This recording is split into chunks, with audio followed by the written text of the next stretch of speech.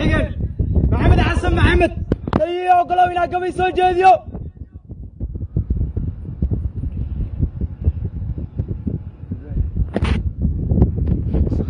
soomaali waa kuma waqtiyada socdaalka ayaamaha silsilada xilliyada balsuure soo jiray haddaan tahay sadarada dib ugu noqo soomaali waa kuma sinaantaan la magacaay sanku neef lama ogoli inuu iga sarrayn karo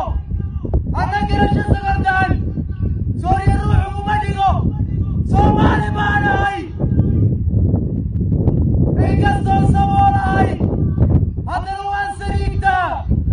saxabada ma horsado saaxiibni baan nahay cadowgayga lama simo soomaali baan ahay